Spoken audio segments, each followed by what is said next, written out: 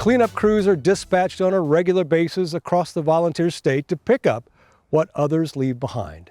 But at Johnsonville State Historic Park, a group called the 23rd Corps were called in to battle a massive amount of debris from a huge flood.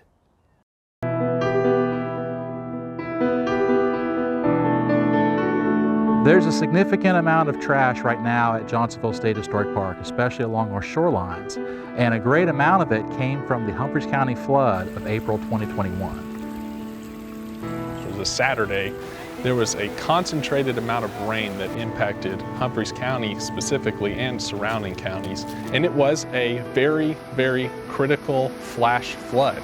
Can you try 911 again? It's really bad right there. You might have to go around. We need to get her somewhere safe. There's gas leak everywhere. The lake just soaked it up like a sponge, but it was everything on the way that was really devastated in the process. Most of people's lives washed down Trace Creek and ended up right here. It is then our duty as environmental stewards to go out and try to clean it up so that our neighbors further downstream are not impacted. If y'all want to pick up some gloves, right here we've got extra small through extra large. And actually these green ones are actually made out of bamboo. And then if you'd like a park water bottle, you're welcome to that. And put your name on it with a marker. Glad to have you here.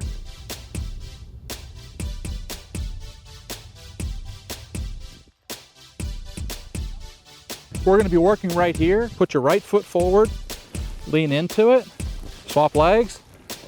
You get the workout at the beginning when Ranger Bob leads us through the warm-up.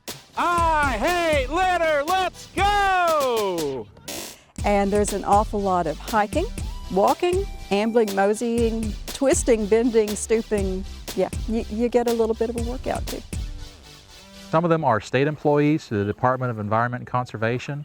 Some of them are volunteers from the community. Actually, several of them are a volunteer group that we formed at our park, which we call the 23rd Corps.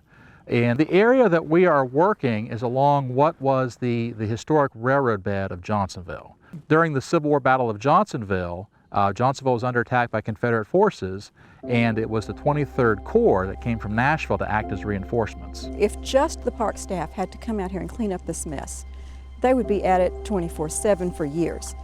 With this trash, it's concerning because of its volume, particularly with the plastics and the styrofoams, because they start out as something big, then over time they will break down and become smaller and smaller and smaller particles to where the plastics can actually become microplastics, pieces so small that you can't see them, yet they stay in the water and they don't go away. They just become harder and harder to track. So think about a dollar bill. What's easier to pick up, a dollar bill or 100 pennies once it's been broken up into all that change? And there's opportunities for those very small pieces of plastic and styrofoam to get into the food chain. So the fish begin to eat them. The little creatures that live in the river start to eat them. And then from there, it just works its way up into the food chain, coming back to humans. And actually there's some accounts of some plastics being found in water supplies, different microplastics and things of that nature. You have all of these items that do make it into the water, and if they stay there, there's adverse effects that will affect the wildlife and the marine life, everything around them. Out near the Tennessee River, there were two bald eagles, and there was a red foam cushion that was lying on the shoreline, and the eagles were diving down and grabbing a hold of that foam cushion and picking it up and fighting over it, thinking it was food.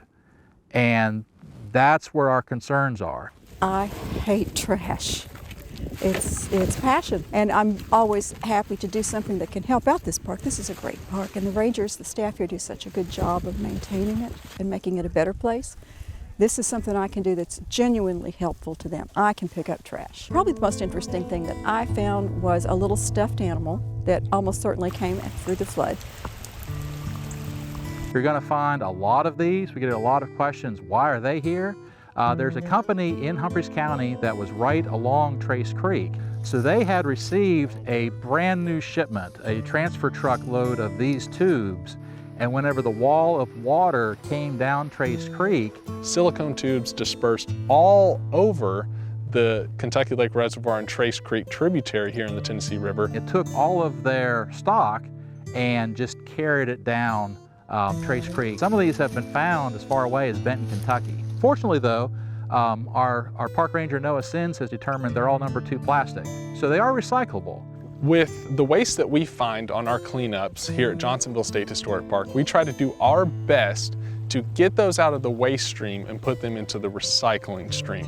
So we partner with our volunteers to maybe take one black bag for just common trash and then one clear bag for the recyclables that can be pulled in. We sort them out and then we take them to recycling centers in Henry County and Montgomery County. We also recycle the tires through a partnership with Bridgestone Firestone. They have a Tires Forward program. And then they will take those and shred them and put them into pavements, or if you've ever been to a playground and seen the rubber bases in playgrounds, they try to make those types of surfaces as well. So we're trying to not just pull the trash out and put it in another receptacle for waste, but make something good out of it going forward. We're looking good as far as the trash and recyclables we're collecting. Our next move from here is going to be working out the railroad bed. So where we're going to be working was actually the railroad bed constructed to connect Johnsonville to Nashville during the American Civil War. That last little section that we went to, my goodness, when I took a look at that, it was just covered. I thought, oh, we'll never get all that done. But you know, it's all cleared up now. Being with people who share the same feelings that you do and the same passions that you do, that's a lot of it right there. That makes it fun. And you feel like you've accomplished something when the day is over.